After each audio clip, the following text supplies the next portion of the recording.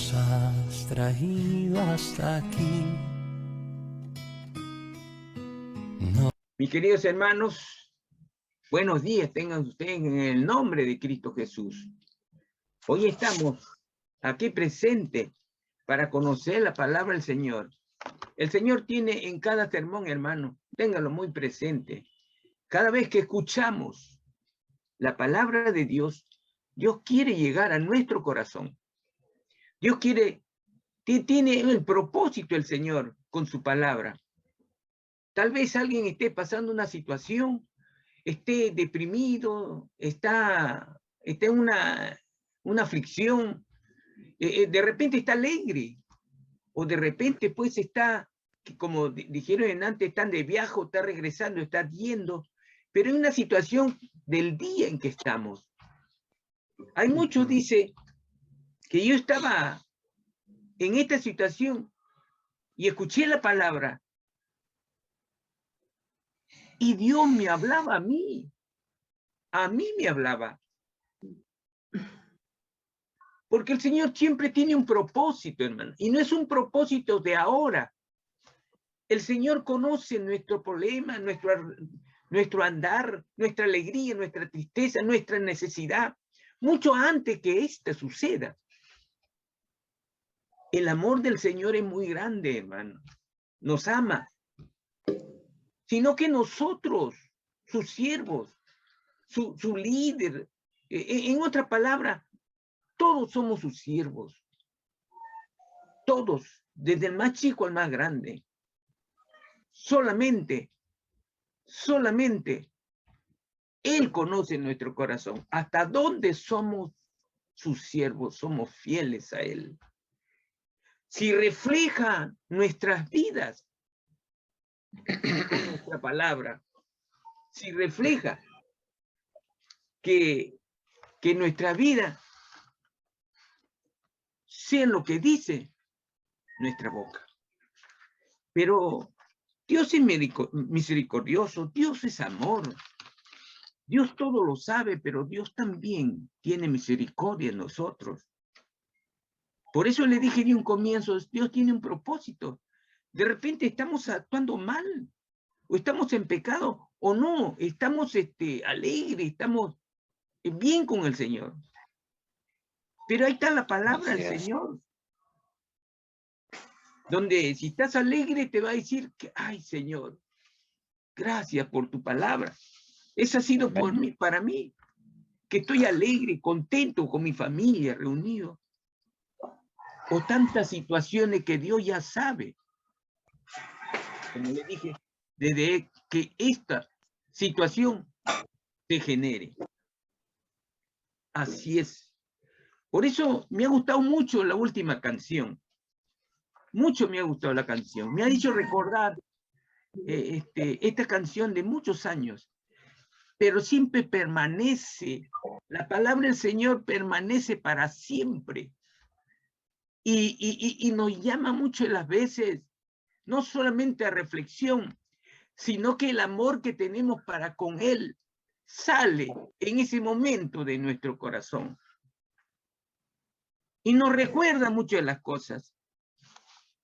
Cuando en la palabra dice en la canción, quiero ser más como tú. Eso es cuando el cristiano, el siervo, el líder o aquel que ama al Señor quiere amarlo más, quiere servirle. Es aquel que ama a Dios. Ser más como tú, dice él, la canción. Y dice, y ver la vida como Dios, como Jesús. ¿Queremos ver la vida como Jesús? Muy bien. Si quiero ver la vida como Jesús, hay que vivir como Él. Hay que vivir como Él. Eso es. Y dice, saturame de tu amor. Quiero tu amor. En eso quiere decir, quiero tu amor. Todo y en cada momento de mi vida. Esta canción mucho me recuerda y el corazón se alegra, no sé cómo decirle, que nos llama y nos dice, y es como un despertar de nuestro corazón, del amor que sentimos por el Señor y del amor que el Señor nos está dando todos los días. Uno se siente agradecido del amor de Dios al escuchar esta canción. Uno, la persona, se siente no solamente agradecido, que el amor que siente por el Señor fluye y lo recuerdas. Ya sabemos que el amor es único. El amor, dice el Señor, es el que permanece por siempre. Podemos tener mucha fe, pero si no tienes amor, de nada vale. Dice que el amor no hace lo indebido, no es jactancioso, no es egoísta. No quiere nada lo que en cuanto se refiere al egoísmo personal. Ese es el amor que Cristo nos ha dado. Es el amor que Cristo derramó cuando estuvo aquí en la tierra. Lo derramaba en cada momento de su vida.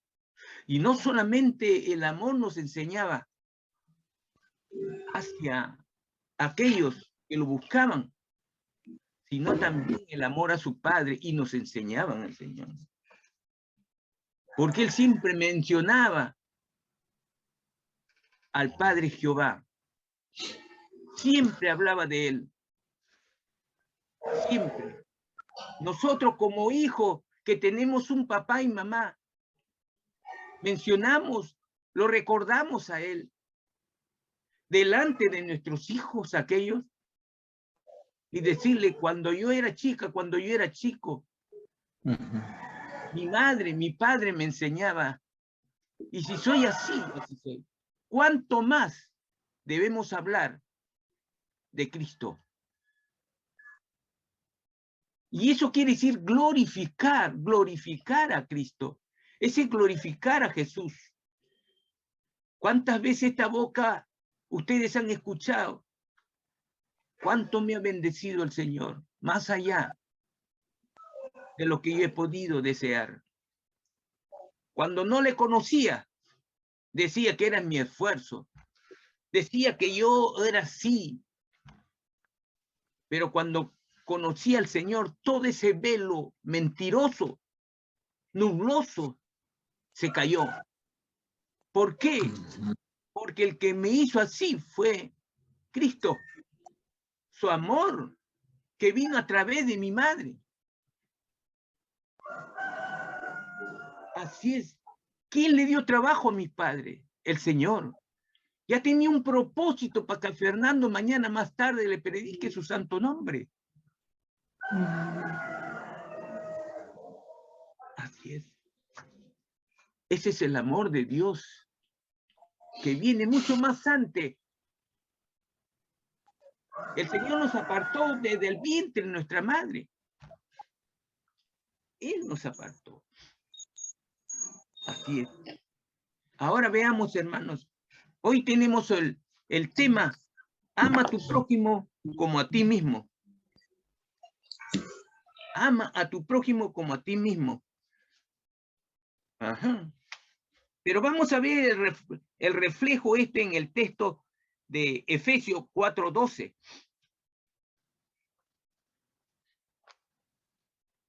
Efesios 4:12. Dice, a fin de perfeccionar a los santos. ¿Quiénes son los santos? Somos nosotros. A fin de perfeccionar a los santos para la obra del ministerio. La obra del ministerio.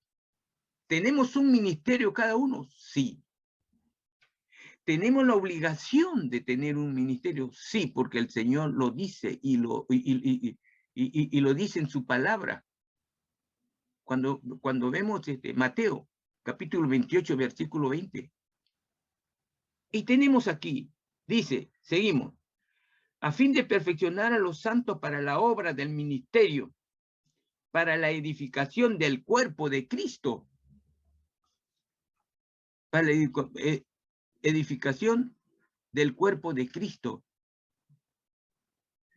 El cuerpo de Cristo es la iglesia, hermano. Se va a edificar. ¿Y cómo se edifica el cuerpo de Cristo? A ver, vamos a ver. Vamos a ver. Tenemos muchos ejemplos en la palabra del Señor.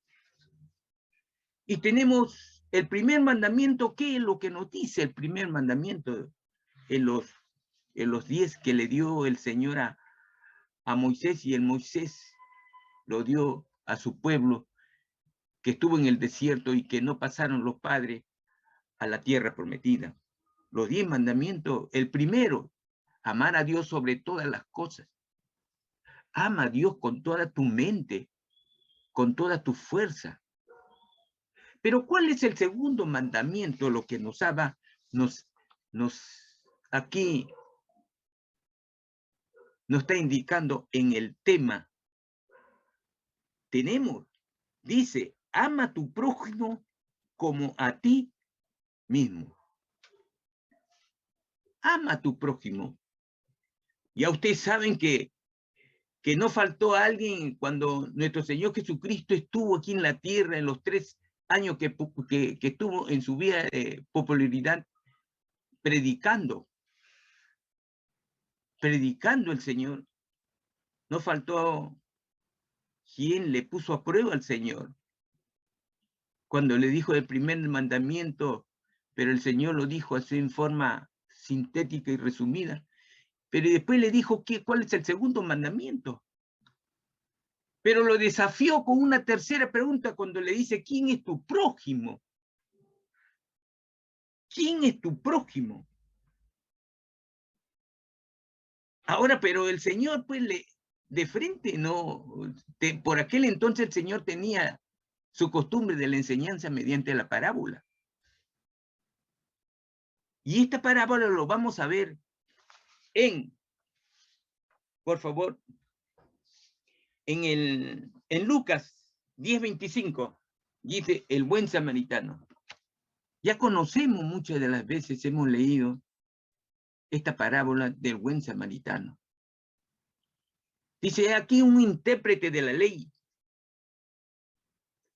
se levantó y dijo para probarle al maestro, haciendo, ¿qué cosa heredaré la vida eterna? Y le dijo, ¿qué está escrito en la ley? ¿Cómo lees? Aquel respondiendo dijo, amarás al Señor tu Dios con todo tu corazón y con toda tu fuerza y con toda tu alma y con toda tu mente, y a tu prójimo como a ti mismo. Y le dijo, bien respondido, haz esto. Pero él, queriendo justificarse a sí mismo, dijo Jesús, ¿y quién es mi prójimo? Respondiendo Jesús, dijo, un hombre descendía de Jerusalén a Jericó y cayó de Jerusalén a Jericó. Los que han estudiado saben dónde está Jericó y dónde está Jerusalén y dónde está Betania. Y al costado de Jericó, ¿qué cosa había? A 8 kilómetros, el río Jordán. Vamos a ver. Esa es la ventaja de poder, cuando leemos algo, de ubicarnos en el contexto, en el lugar. Entonces dice, respondió Jesús, le dijo, un hombre descendía de Jerusalén a Jericó y cayó en manos de ladrones, los cuales le despojaron y hiriéndole, se fueron dejándolo medio muerto. Aconteció que descendió un sacerdote por aquel camino, y viéndole pasó de largo, asimismo un levita. Llegando cerca de aquel lugar y viéndole, pasó de largo. Pero un samaritano que iba de camino vino cerca a él y viéndole fue movido a misericordia. Y acercándose, vendó sus heridas, echándole aceite y vino y poniéndole en su cabalgadura, lo llevó al mesón y cuidó de él. Otro día, al partir, sacó 2 denarios y le dio al mesonero y le dijo, cuídamelo. Todo lo que gaste de más, yo te yo te pagaré cuando regrese. ¿Quién pues de estos tres te parece que fue el prójimo del que cayó en manos de los ladrones?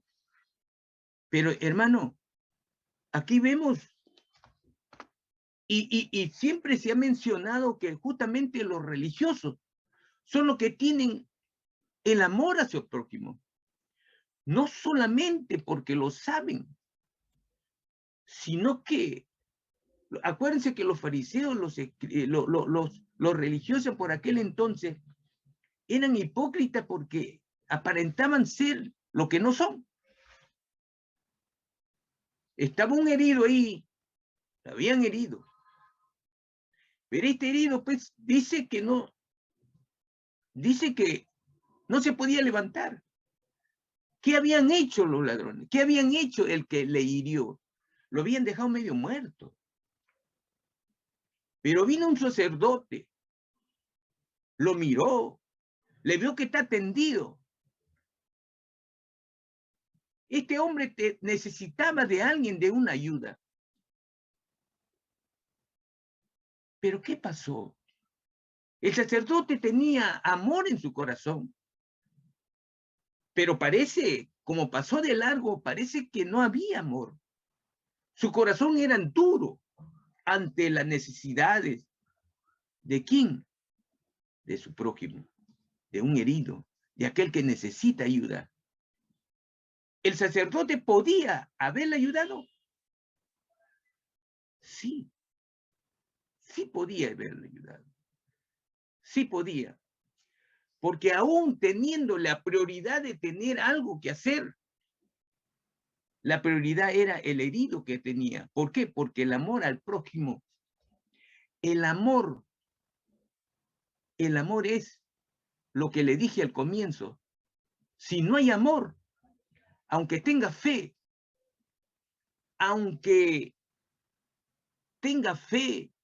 no vale nada. Este sacerdote tenía fe seguramente en su religión, pero no había amor a su semejante, a su prójimo. Y pasó de frente. ¿Qué dijo el Señor a los fariseos cuando estaba en descanso en los días sábados?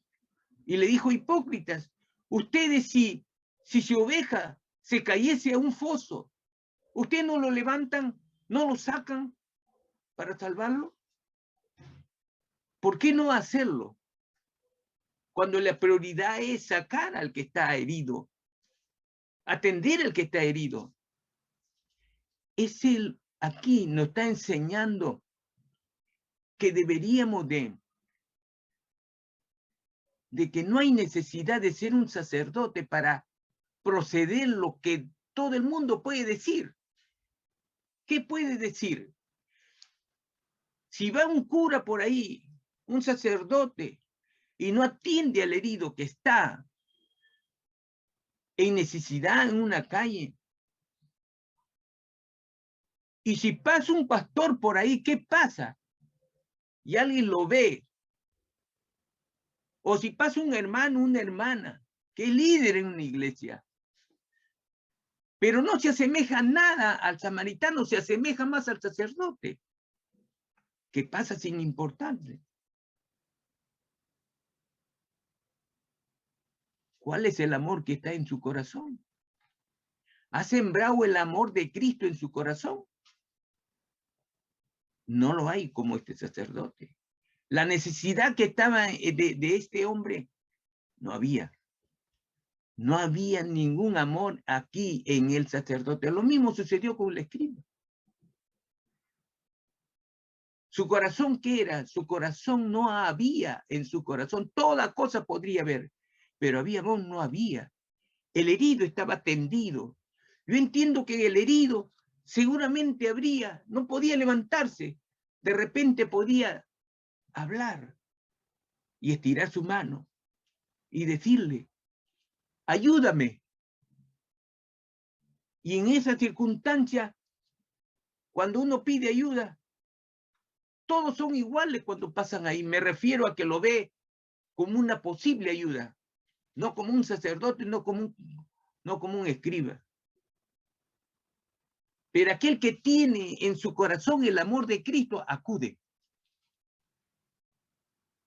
Este es el amor que aquí el Señor nos dice y le está diciendo a todos. ¿Quién es tu prójimo? Justamente tu prójimo es aquel que tiene el amor de Cristo, el amor que nos enseña Él. Y es así como se acerca un hombre que está en su cabalgadura y pasa por su costado. Y dice que tiene misericordia de él, porque lo ve tendido, necesita ayuda. Era un negociante, se iba a cumplir con su trabajo, pero dejó todo este samaritano. Dejó sus necesidades para ver las necesidades del que estaba tendido. Muchas las veces, ¿qué sucede a nosotros, hermanos? Muchas las veces vemos a nuestro propio hermano en necesidad. Y más, si pudiendo hacerlo, no lo hacemos, eso sería contravenir lo que el Señor nos enseña y nos dijo con su vida aquí. Es contrario a la palabra, a lo que nosotros siempre nos llenamos de ellos. Pero ha caído en un corazón hueco, que no tiene nada. Por eso el Señor dice, podías tener mucha fe, podías orar todo, podías no solamente orar, buscar, ayunar, qué sé yo. Vamos todos los días a la iglesia. Pero ¿qué pasa, hermano? Nuestro corazón está vacío muchas de las veces. ¿Cuándo qué? Cuando no hay amor. ¿Y de a dónde lo prendemos ese amor? Ese amor está reflejado. ¿Dónde está en la vida de Cristo? Muchas veces lo repito, que cuando lo primero que hice al acercarme al Evangelio es ver la vida de Cristo. Y me dolió bastante cuando Cristo fue vapuleado, cuando fue castigado con un látigo que tenía al final tenía algo peligroso, que le rasguñaron la espalda y brotaron mucha sangre. Era un joven fuerte de 33 años, fortalecido, no solamente por el cuerpo que tenía. Acuérdense que él fue fortalecido ahí en el huerto de Getsemaní cuando él sudó y se decía que aparentemente era sangre. ¿Quién vino a fortalecerlo? Vino un ángel. Y ya estaba cerca. Ya estaba cerca que lo iban a prender para crucificarlo. Fue fortalecido. Por eso en los últimos tramos, al llevar la cruz, ya no podía. Porque tanta era la sangre que había brotado de su cuerpo al ser flagelado por las 30 y tantas azotes que recibió su cuerpo. Ya la sangre había salido de su cuerpo por los golpes. Y ustedes saben que la sangre es lo que nos da la fuerza para mantenernos vivos, para mantenernos fuertes. Pero lo que nos mantiene fuerte a nosotros es el amor de Cristo. El amor de Cristo es lo que nosotros podemos reflejar mañana más tarde, ese amor hacia los demás. Eso es lo que hizo. ¿Quién hizo? El samaritano. El samaritano, acuérdense que el samaritano, ¿qué era el samaritano? ¿Tenía una buena relación los samaritanos con los judíos? No, hermano. Ya hemos hablado que no. Ellos adoraban a Jerusalén y los otros adoraban ¿qué? Al monte. Un monte especial. Y había un problema, que no se podían ver. Entonces, ¿qué pasó? Aquí le puso el Señor un ejemplo para poder definir quién es tu prójimo. El prójimo es el que te ama con un corazón verdadero, pero con un amor que viene de Cristo, un corazón limpio, puro.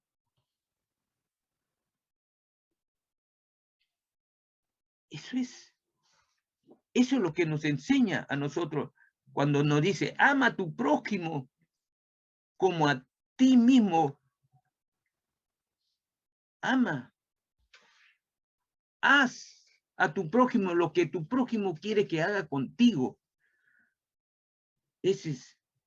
Pero vamos a ver más adelante, hermano, tenemos un buen ejemplo nosotros. ¿En quién? Tenemos también un buen ejemplo en Timoteo. Acuérdense de Timoteo. ¿Quién era Timoteo? Timoteo era un joven. Era un joven que su edad variaba entre los 30 y 35 años. Pero era un joven. ¿Y era alumno de quién? Era alumno de Pablo, del apóstol Pablo, el misionero de aquel entonces, el que sembraba en cada esquina las iglesias, aquellas iglesias que lo buscaban y lo buscaban a Pablo. Y él lo visitaba, siempre lo visitaba. ¿Para qué lo visitaba? ¿Para qué? Para que no se pierda en el camino y no vayan a otra dirección. Solamente es fortalecerlo en Cristo, en la buena doctrina de Cristo. Porque había muchos falsos maestros por aquel entonces. Entonces, para eso lo visitaba, para fortalecerlo más, para que vean en ellos lo que es Cristo, el amor de Cristo. Pablo es un siervo que primero perseguía a los judíos, pero cuando el Señor se le presentó, él, de su error, caminó ya por la huella de Cristo. Acuérdense cuando el Señor le dijo, ¿por qué me persigues, Pablo? Pablo, Pablo, ¿por qué me persigues? Y Pablo le dijo, ¿qué quieres de mí, Señor? Ahí fue el llamado de Pablo. Y Pablo jamás regresó a su vida equivocada. Fue al contrario. El amor ya de Pablo fue un amor verdadero hacia Jesús. Si antes lo perseguía equivocadamente, después de ese tiempo, él corregía sus errores. Él comenzó a amar verdaderamente a quien se debía amar. Pero Pablo fue el papá espiritual de este joven Timoteo. Timoteo fue llamado Timoteo al Señor. Y Timoteo vivió varios años junto a quien, con Timoteo, y les enseñó él en la vida práctica. Timoteo se fortaleció en el amor de Cristo Jesús. Por eso él estaba ya apto, y le dijo Pablo que estaba apto para dirigir, para ser un pastor de la iglesia. Pablo muchas de las veces escribía a las iglesias. ¿Y quién le llevaba esa misiva?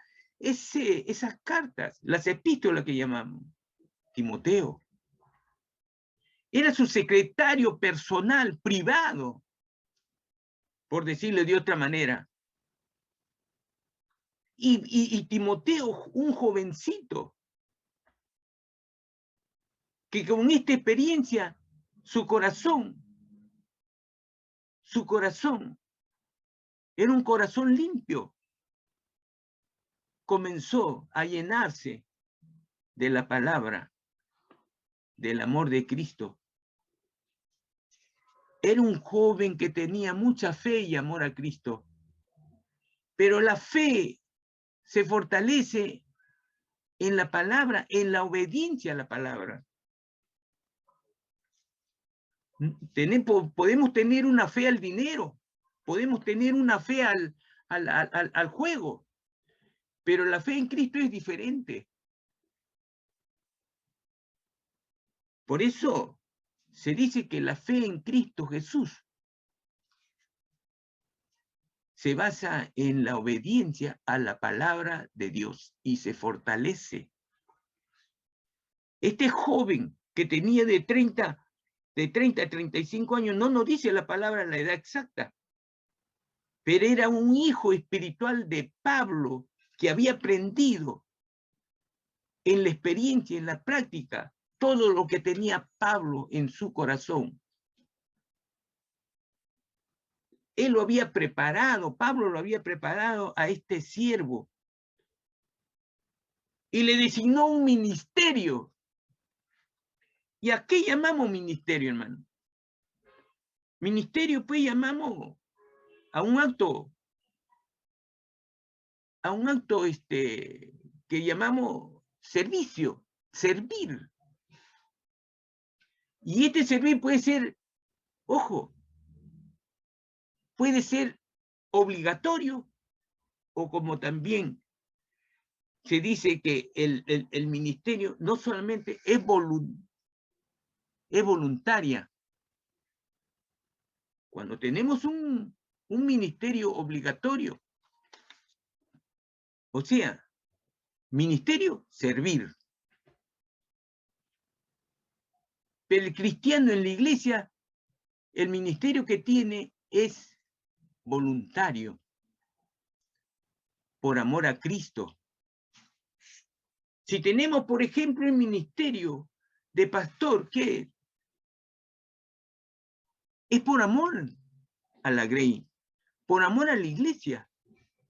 Tenemos que reflejar el amor, el andar, la vida de Cristo Jesús. Esa es la mejor garantía que refleja el pastor, el siervo, el cristiano, cuando dice que es un verdadero cristiano. Reflejar en su manera de ser lo que fue Cristo. Y lo que fue Cristo, lo primero que tenía que ser es el amor. Y le vuelvo a recalcar, si no hay amor, todo lo que podemos decir no vale nada. Yo puedo servir, yo puedo ser un buen siervo, pero no tengo amor. Lo que estoy haciendo, a los ojos de Dios, no valgo nada. Porque el amor es el fundamento que puso Cristo Jesús aquí en la tierra para poder amar y obedecer lo que nos manda la palabra del Señor. Cuando amas, todo es posible en la fuerza de Cristo. Así, este jovencito que fue un aprendiz en su tiempo, muy obediente de Pablo. Pablo en su tiempo, por aquel entonces, lo manda a la iglesia de Éfeso y lo califica como un calificativo y le pone 20 para poder desempeñar el puesto o el ministerio de pastor, para dirigir esa iglesia. Pero ¿qué había en esa iglesia? En esa iglesia había unos falsos maestros que la doctrina lo estaban desviando. Entonces, pero ¿a quién tenía que enviar Pablo? Porque Pablo no podía ir. Acuérdense que Pablo era un misionero que estaba aquí y allá y por allá. Él sembraba la palabra, Por no decir que sembraba iglesia, formaba iglesia por aquí y por allá. Ese fue el misionero por excelencia después de Cristo. Es así. Como este hombre joven. Por eso en la palabra del Señor le dice, Pablo le dice, no tenga en poco tu juventud, porque ya lo conocía. No lo tengas en poco, o sea, no te desvalores, porque yo sé que Cristo está en tu corazón. Yo sé lo que tú das. Yo sé cómo vas a trabajar. Yo sé que tu vida se basa en Cristo. Tu fe está en Cristo. Los has demostrado. Eres obediente a la palabra porque lo has demostrado a través de años. Años a su lado. No le digo que era su secretario personal, por no decirle privado. Y la obediencia a la palabra es lo primero que califica el Señor ante cualquier de sus hijos que somos nosotros. Es así. Pero la obediencia ¿a quién? A la palabra de Dios. A la obediencia a la palabra de Dios. Cuando obedecemos la palabra de Dios, estamos obedeciendo. ¿Quién lo escribió? Claro. Acuérdense que si ustedes escriben una carta a alguien, ustedes lo escriben. Y aquel a quien usted escribe, obedece lo que le escribieron, ¿a quién le está obedeciendo? ¿A la letra, a la carta?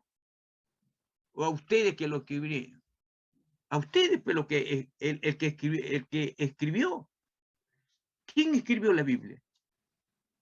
Se dice que unos apóstoles, sí, pero ¿quién fue el autor? El autor fue el Señor, es Dios. Si obedecemos la Biblia, estamos obedeciendo a Dios, porque ahí se refleja lo que Dios quiere que nosotros hagamos para ser santos, para cumplir con los servicios, con el ministerio. Pero hoy actualmente, hermano, hay muchos servidores, hoy actualmente llamados líderes. Estos líderes cumplen un servicio en la iglesia. Estos líderes cumplen un servicio en la iglesia. El líder. Y ese es su ministerio. Es su ministerio. Ahora, pero esos líderes, antes de llegar a ser líderes, han sido capacitados en la palabra de Dios. ¿Qué pasa cuando esos líderes que son líderes en la iglesia no se capacitan? Pueden cometer varios errores, de los que lo voy a mencionar, que tengo a la mano 3. La primera es la inmadurez. La inmadurez.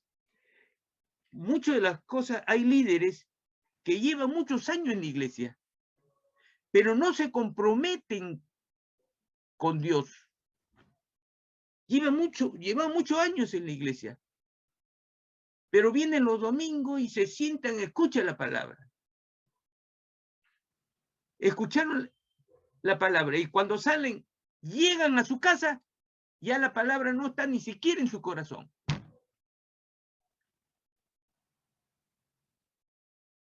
Fueron vacíos y regresan vacíos. ¿Por qué, hermanos, regresan vacíos? Porque no se han alimentado de la palabra del Señor.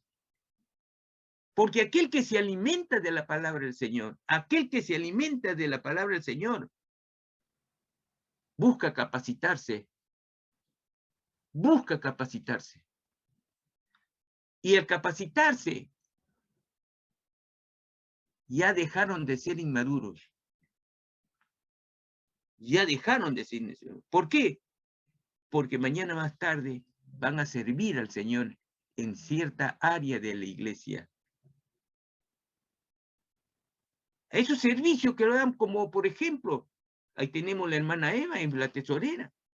Es un líder, es un ministerio. Lo que tienen a cargo los niños es su ministerio. El líder que está ahí, ese es su ministerio. Ese líder ora por la iglesia, ora por todos los hermanos. Yo le he puesto que la hermana Eva, que es la tesorera, ora por cada uno de ustedes para que al Señor le provean a ustedes. Porque esa es la misión de cada líder. Cuidar de su grey, cuidar a los que le tocan a cuidar. Esa es la misión que tenemos. Eso es lo que nos dice el Señor. Cada ministerio.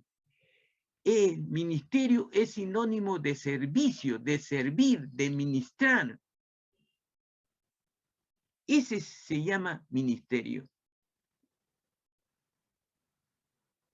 Entonces, ¿qué pasa? El segundo tenemos la inestabilidad. ¿Qué pasa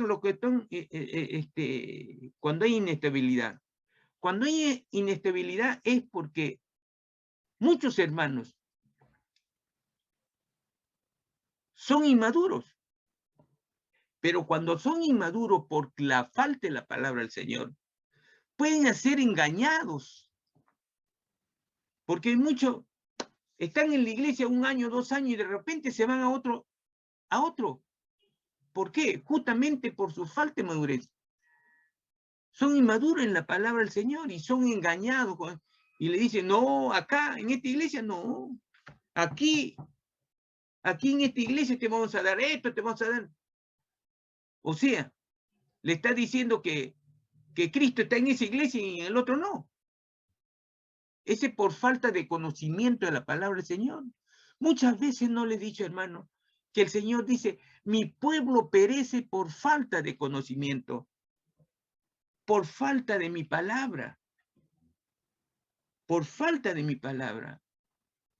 ¿Y cómo obedecemos la palabra del Señor? ¿Cómo obedecemos a Cristo? Cuando nos alimentamos. Acuérdense, cuando Cristo estaba aquí, ¿qué le decía? Se ganó muchas críticas. Hasta piedra lo quisieron apedrear. El que bebe de mí, dice, jamás tendrá sed. El que se alimenta de mi palabra, jamás van a ser engañados. Van a conocer la verdad. Nadie le va a engañar. Nadie. Esa es la expresión. Porque en la palabra del Señor está el Espíritu de Dios. Está el Espíritu y el Espíritu es el que te va a discernir, hermano, que está en la palabra del Señor. Es cuando nos hacemos algo mal y está la palabra del Señor, él mismo, el Espíritu te va a hacer reflexionar y te dice lo que has hecho no está bien. Ese es el espíritu de la palabra del Señor cuando nos alimentamos de ese espíritu, de esa palabra de Dios. Y como tercero, de la credulidad. Hay muchos convertidos que dudan de la palabra del Señor y no creen. Acuérdense del pueblo de Israel. ¿Qué pasó al pueblo de Israel? Era incrédulo. Todos los días lo veía los milagros, no uno.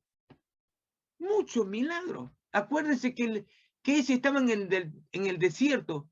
De día le acompañaba una nube que le protegía del sol, de las serpientes. Y de noche había luz. Está como de día. Todo momento estaba la mano de Dios en ese pueblo. Pero sin embargo fueron incrédulos.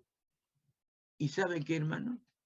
Viendo cada milagro, cada segundo de su vida, el Señor lo castigó.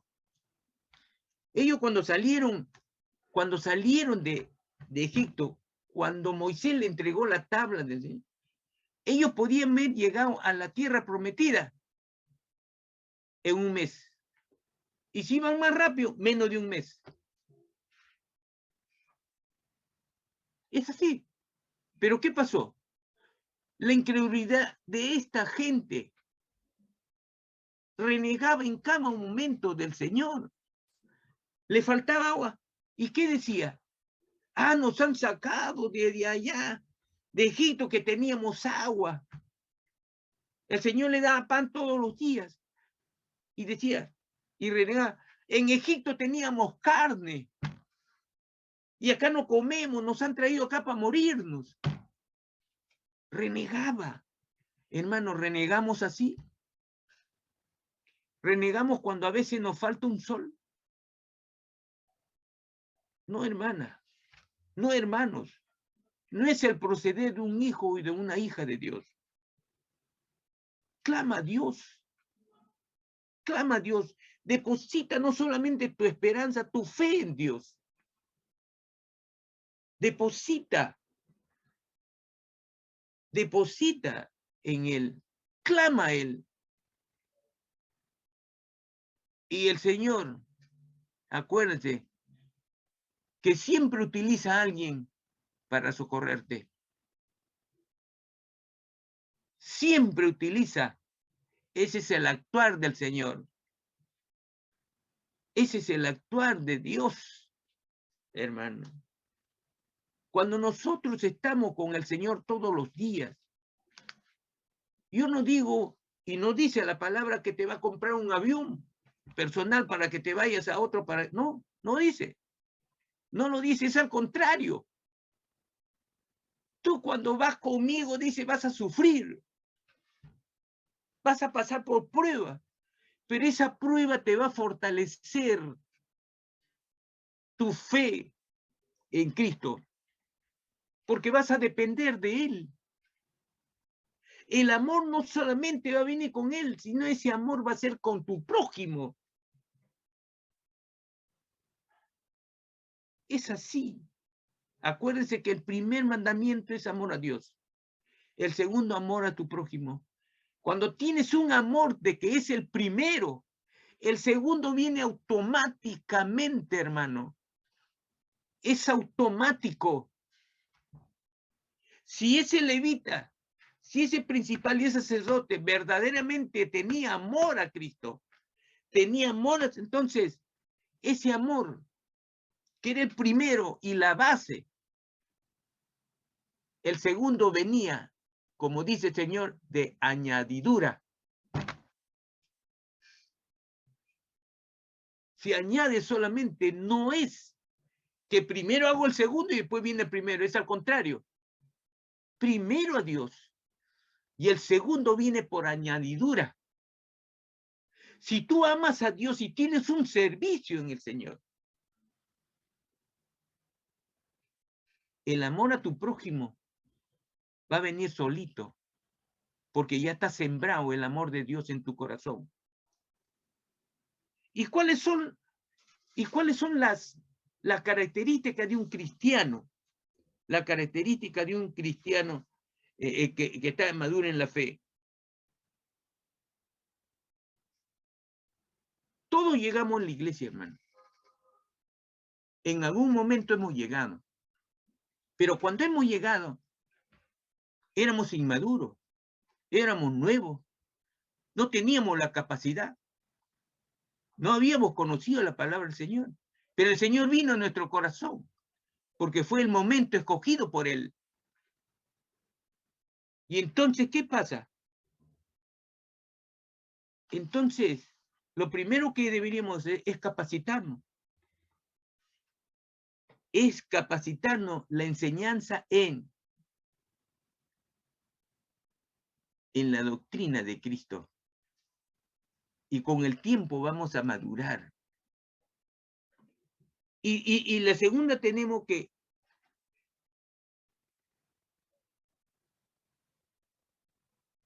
la capacitación, hermano, lo primero que te van a decir es que el arma de que tiene el siervo, el cristiano, la mies, aquel que viene a Cristo, es el orar y la palabra de Dios. Y orar no solamente por ti y tu familia, sino por otros. Primero, la doctrina en Cristo. Segundo, orar, hermano. Y con el tiempo vamos a ser un cristiano maduro. Y entonces tenemos otro, ¿Qué tenemos que hacer? Cuando a través de todos estos estudios vamos a ser un cristiano maduro, y un cristiano maduro va a ser el ejemplo de otros. Vamos a dar ejemplo con nuestra forma de vivir, de ser y de conducirnos. Y hermano, cuando llegamos a la iglesia también somos capacitados y nos dicen que debemos permanecer en la palabra del Señor. Si quieres ser mi discípulo, dice el Señor, permanece en la palabra de Dios. No me acuerdo, el capítulo es 28 y 31, creo, algo por ahí. No me acuerdo bien. El que permanece, dice, en la palabra de Dios, ese es el verdadero discípulo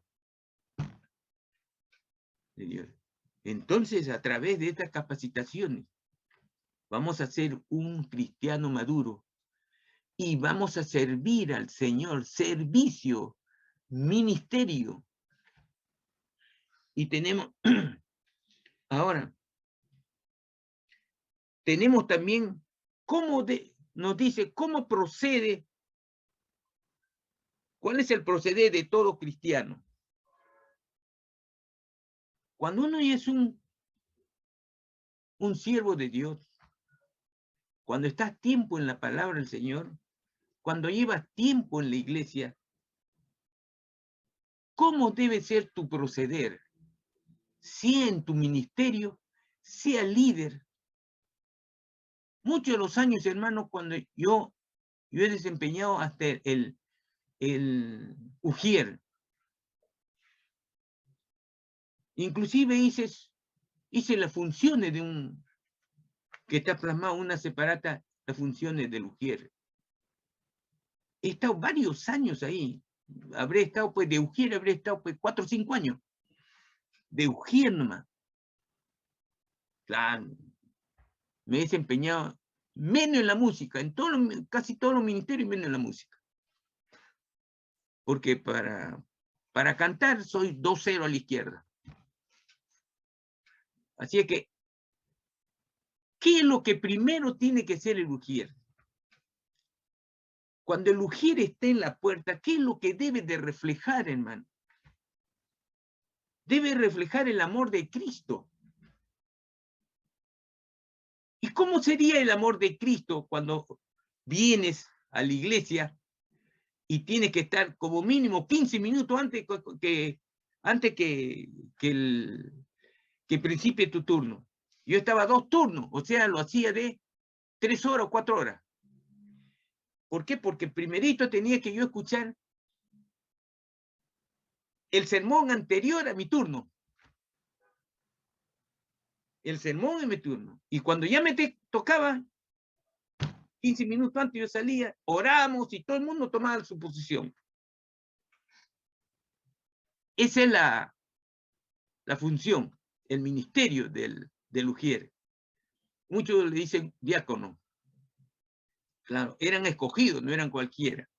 Entonces, pues, ¿qué pasa, hermano? Cuando el ujier estaba en la puerta, lo primero que debe hacer es dar la bienvenida a todo aquel que viene, sea hermano o no lo sea. Y cuidar también de los engañadores. Todo eso teníamos que ver, reconocer. Entonces, ¿qué pasaba, hermano? Cuando el ujier se sentía mal por ciertas circunstancias, se tenía que disculpar ante el hermano mayor y dice, hermano, no me encuentro bien, no por la enfermedad, por alguna situación. Ya está. Ya, ahora descansa nomás, hermano. ¿Por qué? Porque el ujier, cuando está desempeñando su cargo, da la bienvenida, y lo primero que tiene que hacer el ujier, está triste, reflejar tristeza, reflejar amargura, contestar de mala manera. No. Debemos estar con una sonrisa de oreja a oreja, como dice en mi tierra. Estar alegre, reflejar alegría. Y decirle con muy buenas palabras a los que vienen. Tratar muy bien al anciano, tratar muy bien al niño, al adulto. tratar muy bien al niño, cogerlo y decirle, hermana, se lo llevo, o hermano, se lo llevo a donde están los niños. Allá, por favor, ya, lo llevamos. Lo llevamos y le traíamos la numeración que tiene cada niño cuando se deja allá. Porque cuando quiere reclamarse quién es la mamá, entonces le da el número, entonces al niño se identifica ya por el número. De esa manera, cuando viene una madre nueva, un niño nuevo, se identificaba. Pero cuando uno lo conoce ya no hay necesidad, ¿no? Pero de todas maneras, eran una norma. Era la manera de trabajar. Entonces, ese es el ujier. Reflejar en su rostro alegría. El amor de Cristo, en otra palabra. Ese es el ministerio del ujier. Ese es el ministerio. Porque muchas veces viene gente nueva o es todavía, se ha entregado, pero es nueva en la iglesia o no es creyente. En la forma de recibirlo nomás, estás trabajando para Cristo. Muchas de las veces dice, mire hermano, cuando yo llegué a la iglesia, qué bien me recibieron y hasta ahora persiste. Porque hermana, hermano, ese es el reflejo de Cristo Jesús en nuestro corazón. Eso es lo que dice la palabra. Eso es lo que dice la palabra. Demostrar que eres hijo de Dios. Así es, hermano. Entonces, ¿qué se dice? Nuestras conversaciones con los hermanos deben de ser puros, limpios y adecuados. Y con palabras adecuadas, con palabras que reflejen amor, con palabras que edifiquen, que sean de edificación, porque muchos de ellos te vienen a decir algo de la prédica. Te vienen a decir de la prédica. Entonces, el ujier debe estar ya con conocimiento. Y si no es, entonces le tienes que preguntar a otro.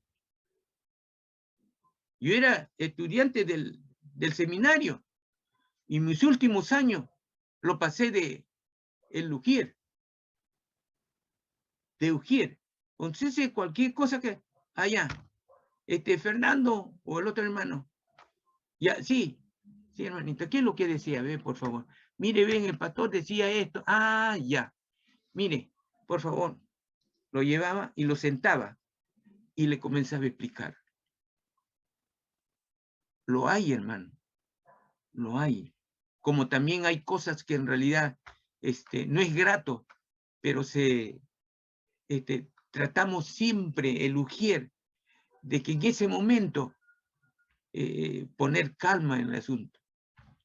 Poner donde haya ira, porque lo hay, hermano. Pues muy raro es así. Como también hay que se caen los hermanos, o se desvanece, o le da como una especie de ataque. Lo hay. Porque teníamos sillas de ruedas. Y él ya varones que se decía, ya, cuando hay algo, ya, quiero 4. A ver, los 4, ya, los 4. En de tal hora, ya, estos 4. Cuando hay algo, estos 4 inmediatamente tienen que acudir donde está la ayuda de fuerza para poder levantarlo, porque puede ser varón, otro varón, entonces pesa más. Cuando es una señorita, otra señorita, la que va a acudir para cogerlo y llevarlo, o ponerlo en la silla de ruedas. O sea, el ujier no es cuestión, no es solamente, hermano, recibir en la puerta, no, tiene mucha función. Tiene su función.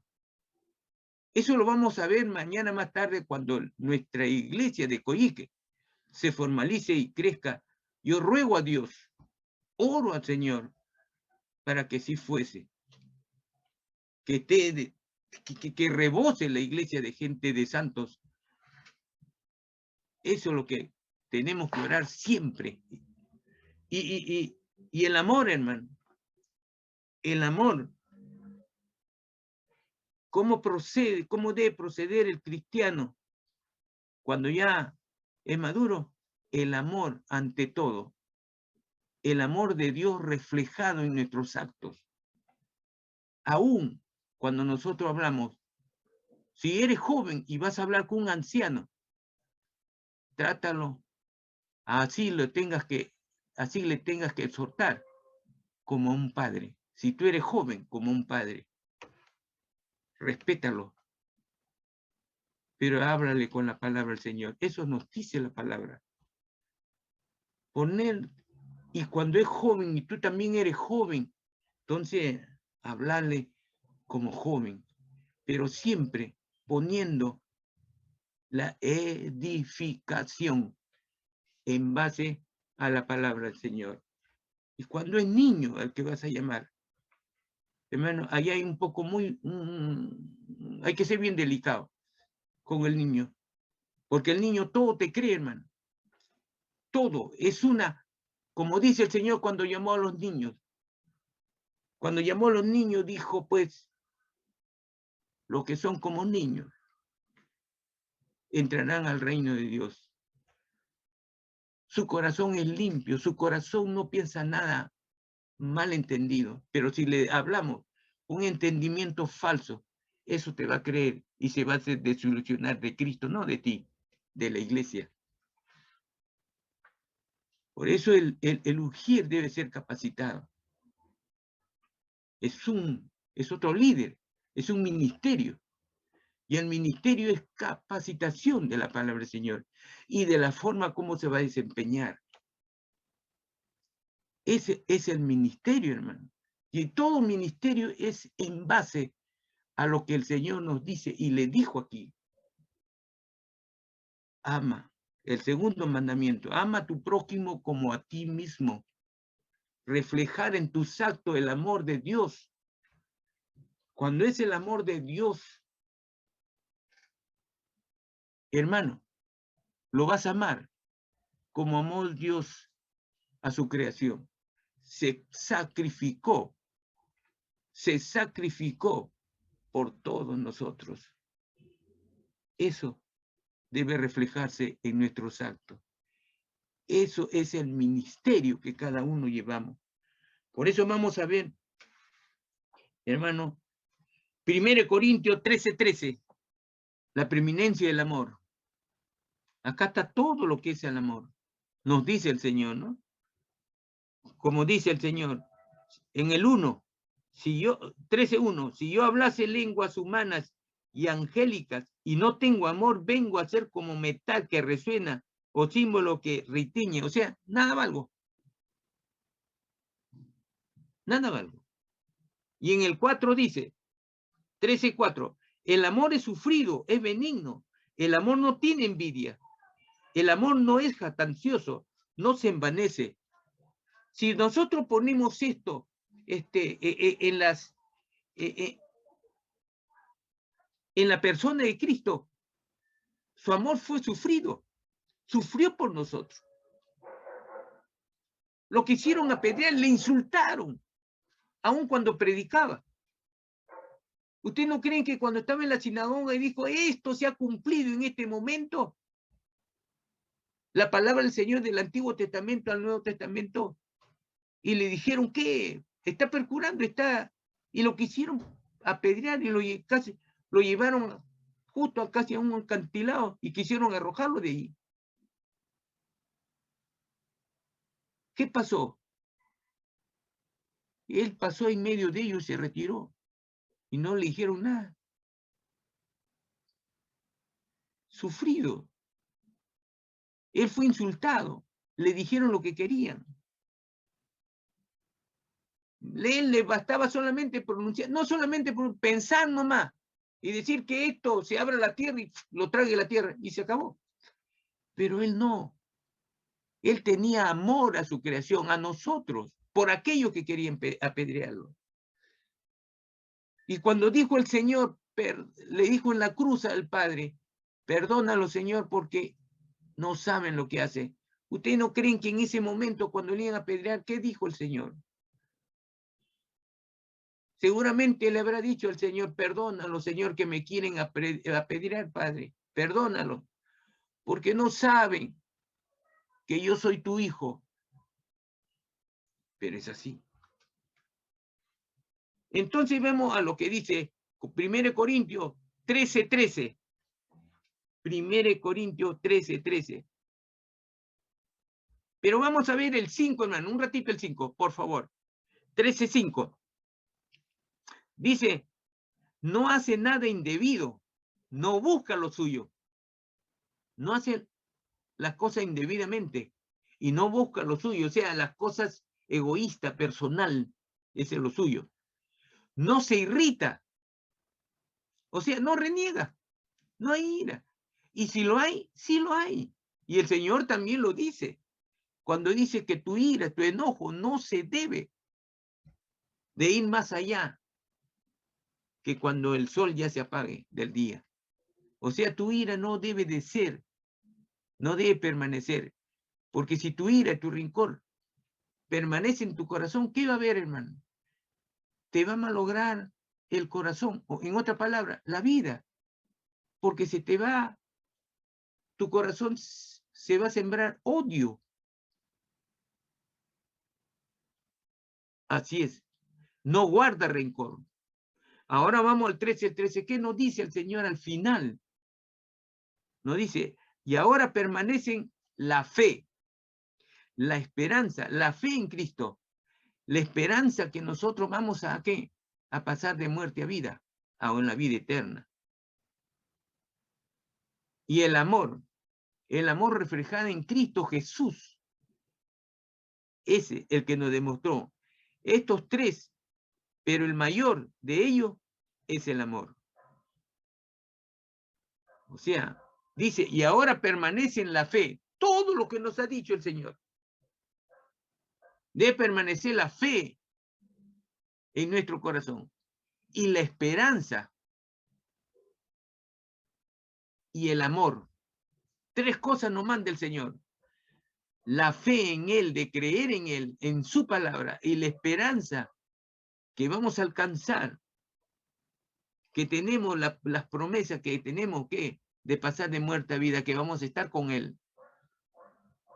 Y el amor que el Señor ha reflejado mediante su vida hacia nosotros, que lo ha dado, que lo ha practicado. Pero dice el Señor, el amor es el mayor de ellos. Acuérdense que le estaba diciendo yo antes, hace unos minutos, que el primer mandamiento, si se cumple en nuestras vidas, el segundo viene por añadidura. Si tengo un amor en Cristo Jesús, mi amor al prójimo va a venir como consecuencia del primer mandamiento. Es así. Vamos a ver, hermano, qué es lo que nos dice en Hebreo. En Hebreo 5, el último, el capítulo 5, versículos 12 y 14. Ya.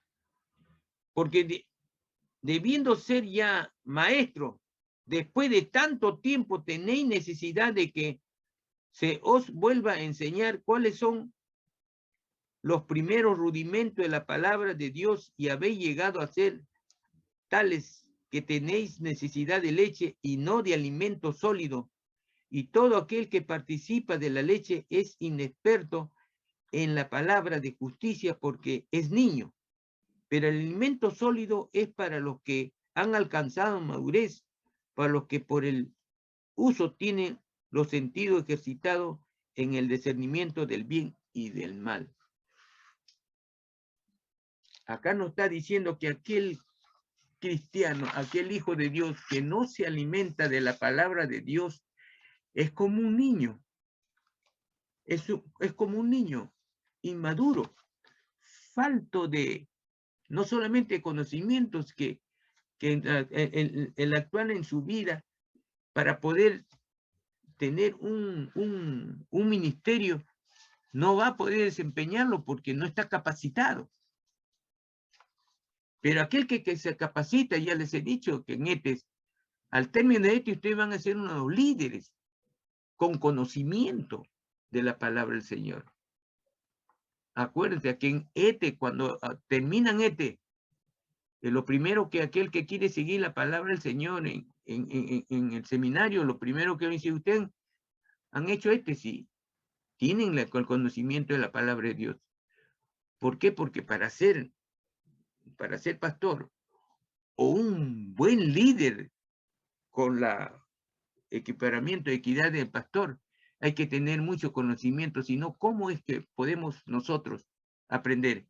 Es como decir, antes le dije, cuando hablaron de Jerusalén a Jericó, cuando estaban en Perea, pasaban el Jordán, tenía que ir a Jericó y después a Betania y después a Jerusalén. Entonces, ahí nos dice cuántos kilómetros había de uno al otro. Entonces, si me hablan de Betania, que me dicen, Jesús cuando quería que iba de Jericó o iba de Perea, se iba a Jerusalén, siempre dice que pasaba por el hogar de Lázaro, que estaban viviendo con su hermana María y Marta. Siempre pasaban y le daban posada y siempre se quedaba allí. ¿Por qué? Porque estaba en el camino. Si iba de Jericó a Jerusalén o de Jerusalén a Jericó, estaba al medio. Y era muy querido el Señor ahí. Acuérdense que cuando murió Lázaro, ¿qué le dijo la hermana de Lázaro? Tu amigo muy querido de ti. ¿Por qué pasó el Señor cuando vio que todo el mundo estaba llorando? Era muy querido por toda la gente, pero por él también su emoción humana se reflejó cuando brotó lágrimas de sus ojos. Es así. Tú nos has traído hasta aquí, por eso todo